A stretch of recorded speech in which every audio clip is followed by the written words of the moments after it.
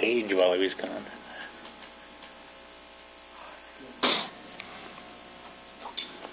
Call to order the City Council meeting for City of East Grand Forks for October 6, 2020 is now 5 o'clock. Would City Clerk please call roll? Mayor Steve Gander. Here. Council President Mark Olsted. Here. Council Vice President Chad Grassel. Here. Council Members Clarence Vetter. Here. Dale Helms. Here. Tim Riepel. Here. Tim Johnson. Here. Mark Demers. Present. Does term quorum please stand for the Pledge of Allegiance? Pledge allegiance to the flag of the United States of America and to the republic for which it stands, one nation, under God, indivisible, with liberty and justice for all.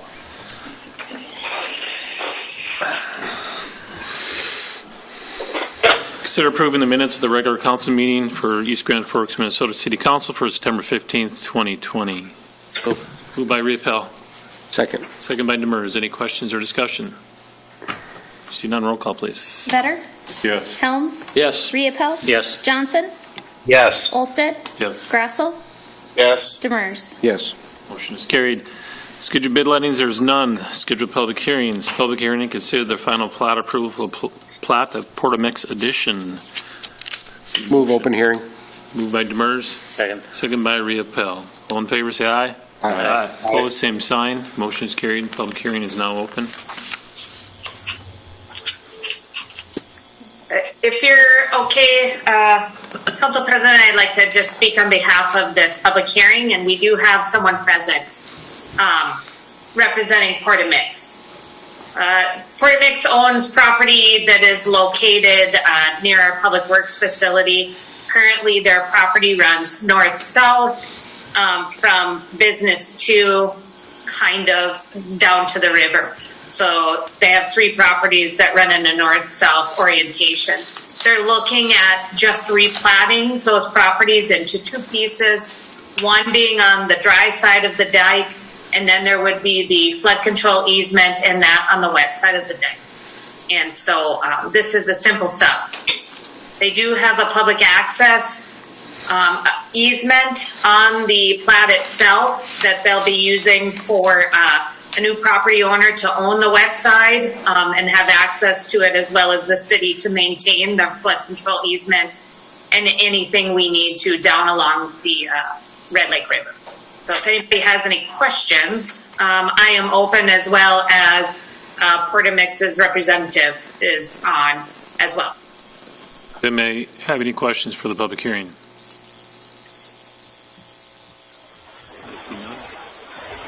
In a motion to close public hearing.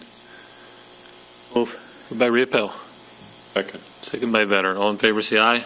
Aye. Opposed, same sign. Motion is carried. The public hearing is now closed.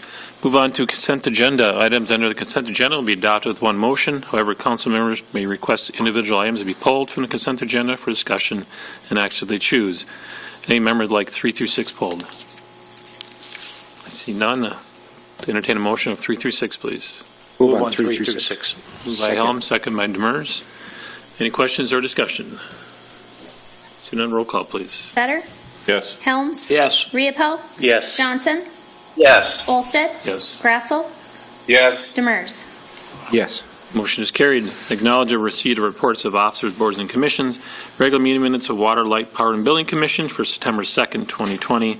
Communication, there's none. Old business, there's none. Move on to new business. Consider approving the lease for the mortar grader for snow removal season from Butler Machine for the total of $6,045 per month, plus $65 after the first 50 hours. Move. Moved by Johnson. Second. Second by Demers. Any questions or discussion? See none, roll call, please. Vetter. Yes. Helms. Yes. Riepel. Yes. Johnson. Yes. Olsted. Yes. Grassel. Yes. Demers. Yes. Motion is carried. Number 9, consider adopting resolution 20-10-62, setting the fees for the new columbarium niches. Move. Moved by Demers. Second. Second by Helms. Any questions or discussion? See none, roll call, please. Oh, Mr. Demers, sorry. Thank you. Just wondering, is Mr. Hunton, are these new and updated as compared to, are they higher than previous years, and what's the change over what the last rates were? excuse me, they are a little higher than the previous two columbariums were in place. Going line by line on each row, if you start at the bottom row, on average it's about $100 more from the previous row until you get to that eye level height. That one, the top price is about $500 higher than the old columbarium we sold. Remember, the difference is that this one has 5 rows top to bottom, whereas the old ones had 3. So we kind of created a new price for those highest price rows on that. Okay.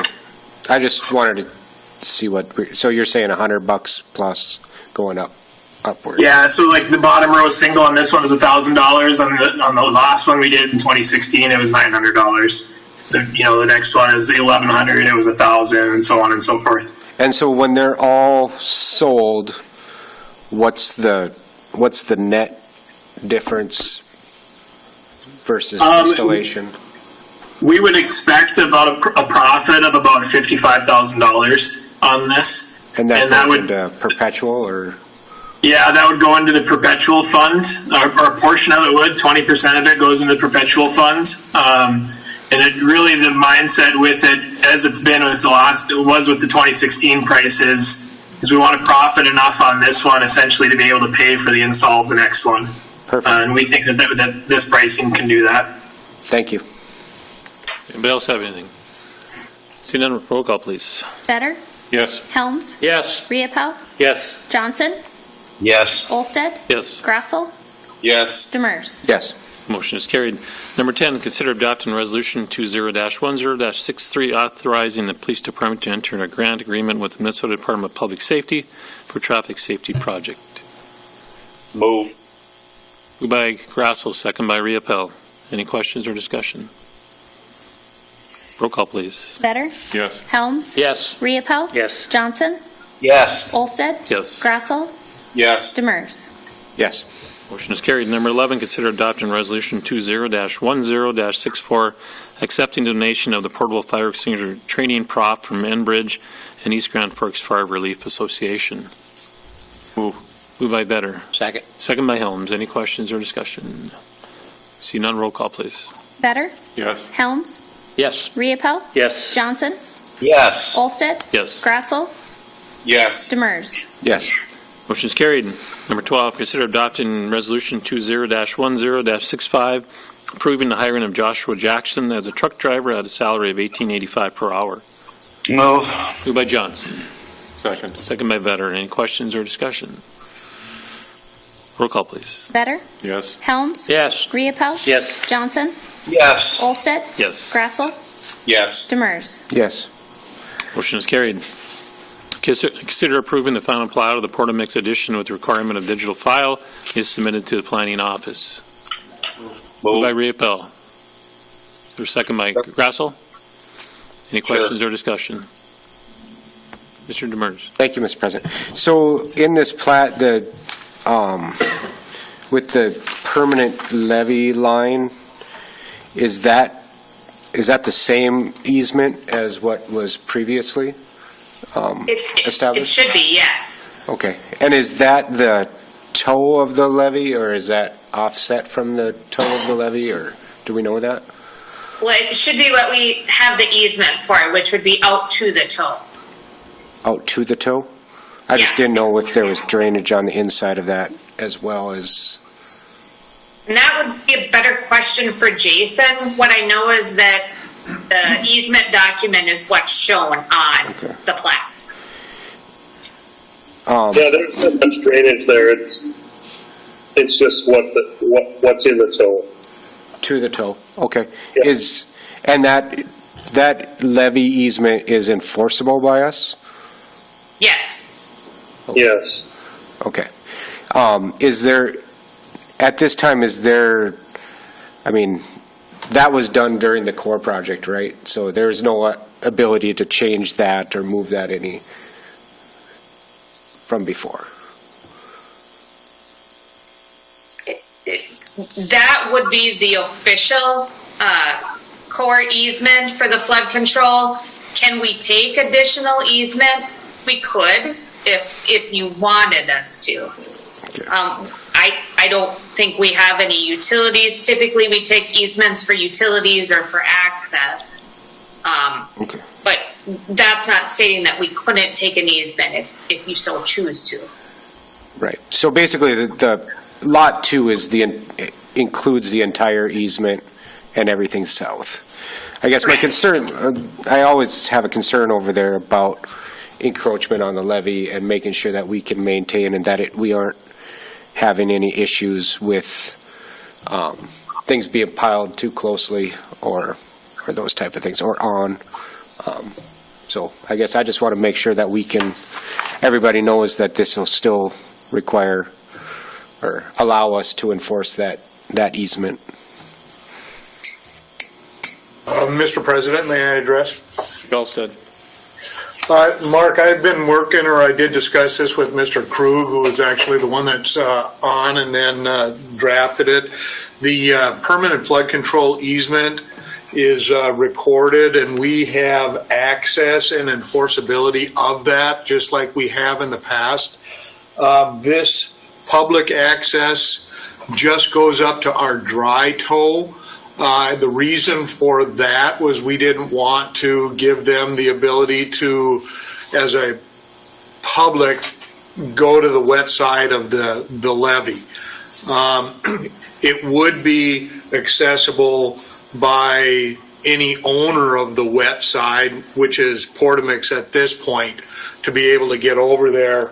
And we would still have any ability to access it, and then the maintenance of the levee, Mark, is still controlled and enforced and authorized by the permanent levee that's in place right now.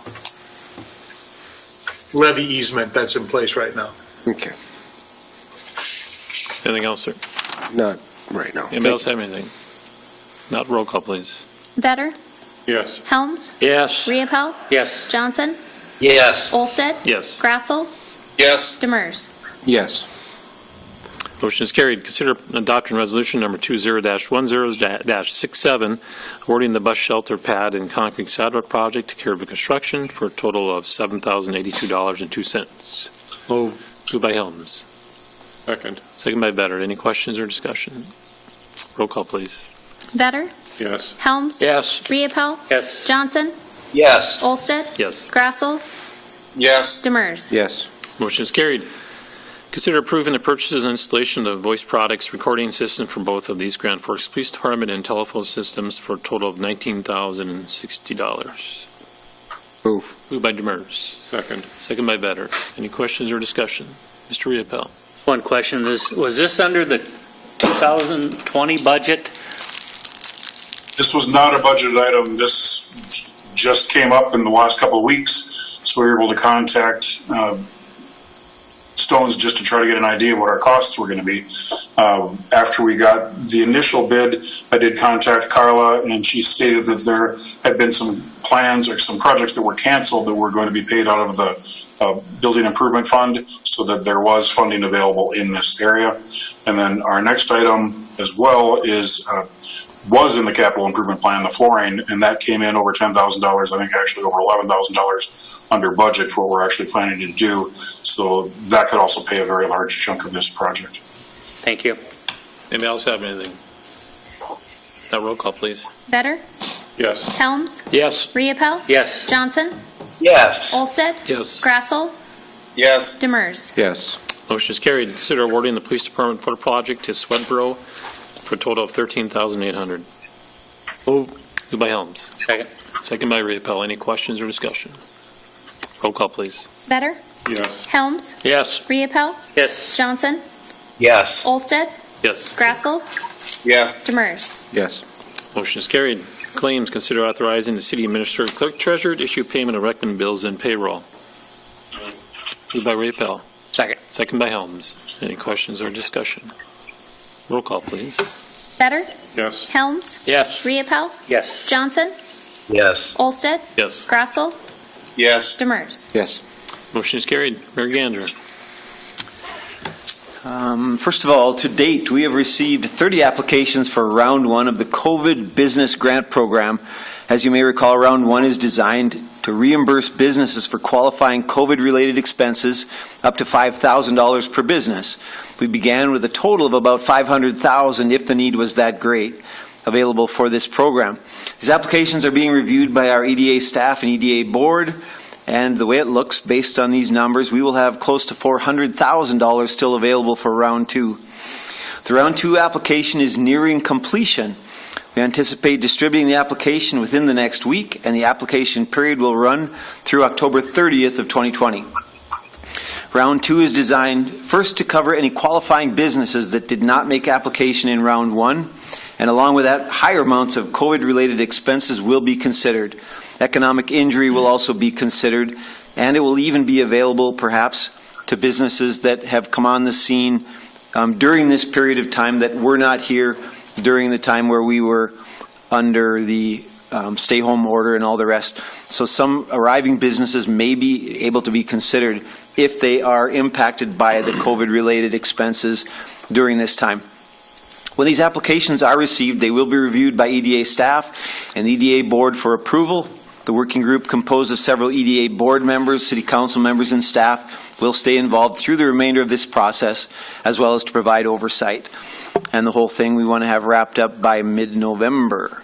So applications will come out in the next week or so for Round 2, and the deadline for getting those turned in will be October the 30th. So please be on your toes. Any businesses still wanting to apply for that, including economic injury, please be ready, and you'll want to be ready to also provide, of course, all the background documentation that we will need to approve that.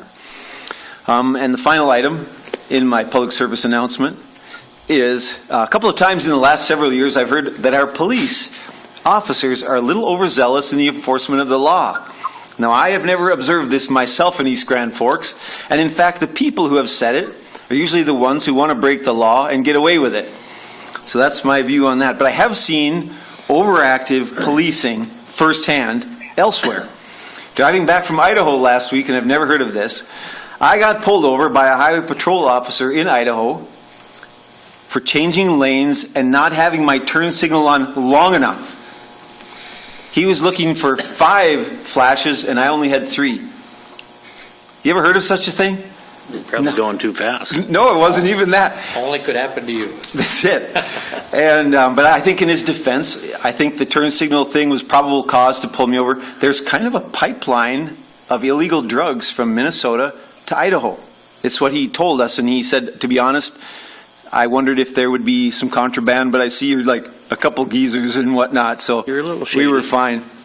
So in any case, Chief Edlund and your officers, thank you for not pulling our citizens over, for not signaling long enough. Keep up the good work. Thanks. Mr. Vetter. I don't have anything tonight. Thank you. Mr. Helms. Thank you, Mr. President. I have, not for discussion tonight, but I'm hoping that Megan will get on the agenda for next week. We have an issue with her property on the point that we need to discuss, and it seems to be an ongoing issue out there. So it's just kind of a mess. So we'll hopefully we'll get on the agenda next week, have a little discussion about it. That's it for me. Thank you. Nothing. Mr. Johnson. I have nothing. Thank you. Mr. Demers. Just wondering about the second round. I know you mentioned that economic impact, or what was, I don't forget the... Economic injury? Injury. Do you have a definition of what economic injury is going to be, and is there any criteria to maintain workforce in this, or can they have shed everybody and claimed injury and then take cash and run? Or I can tell you this, that what we'll be looking at will be earnings over a period this year that exactly matches the same period last year. If they can run it from the start of COVID in March, and if they could run it to the, let's say, end of September, if they're that organized on their finances, that's great. But so often bigger businesses, they lag 1 or 2 or 3 months to get their accounting back from their accountant. No, it's not the accountant's fault. So if they can come up with March, April, May, June, July, maybe August, bam, and get those exact same months as to bottom line revenue. And again, documented through their accounting paperwork back from their accountant or their internal books. So it's not about just loss of gross sales, and it's not about, just make up a number. It will be credible evidence that will have to be shared. And to the question of will they have to continue on in business, the group will meet again on Thursday and we can talk about that if it's going to be could be repaid if they don't stay in business for 1, 2, 3, 4, 5 years. So far, I've not been part of a conversation like that. And then for the higher amounts of PPE, personal protective equipment, we know some businesses have had, in excess of $80,000 maybe in PPE that they've had to put out. And so up to now, they would have had the availability for up to $5,000 reimbursement, and this will allow us to go a bit higher. It will most definitely be prorated. When you look at the totality of need that's out there, it's in the millions of dollars, and we won't be able to come anywhere close to that total with what we're doing here. And so for sure, stage one was to make sure, or phase one, to make sure nobody was excluded, everybody had a shot. Mom and pop business all the way up to the rest. And now those folks will have been taken care of. And even in phase two, they can come back. Anyone who missed it can apply for up to that $5,000. And then we turn around and take a look at those higher amounts only after we've taken care of that group. But yeah, and if you're curious about any of the details, for sure you're welcome to come on Thursday when we'll visit about it again. And I'm excited. That Crookston has been able to do this and reach numbers in that 40 to 50,000 for an individual business. That makes a huge difference. I bet it does. Makes a huge difference, and especially when their losses are in the hundreds of thousands. That to be able to take the edge off it a little bit, that's a big deal. So it might be the difference between staying in operation or not. You talked about revenue side. Is that revenues less expenses year over year? Yes. It's net. Okay. Yeah. It's not gross receipts, it's net. And are we included in the revenue side? Are you including, additional grants, any of those, PPP and all those other things? All those will be submitted, and including for a sole proprietor if they received some unemployment compensation. You couldn't really do it for a big business because you don't really know what individual employees would have gotten inside of that. But for a sole proprietor, where you can easily say, yep, I received X amount in special unemployment benefits, that would have to be factored out of anything that they would ever get. So for sure, we're going to work as hard as we can not to let them double dip. And also, Carla will tell us we have to be meticulous in our paper trail because it's all the way accounting back through the state, back to the Fed for this program. Thank you. Anything else? Not right now. Mr. Grassel. I forgot my list at home, so I don't have any questions. I just have one thing tonight. First, it's fall cleanup week, and Jason, your crew's been doing a great job. I got a front row seat, I'm sitting at home watching them, so I appreciate it. I know it's everybody, just be patient. I know they're in the middle of the street putting stuff into the trucks and stuff, so traffic might be backed up a little bit, but they're trying to get it done as fast as they can. But I appreciate all the work they've done so far, and want to pass that along, please, Jason. So, Thank you. anything from you, Mr. Gulstead?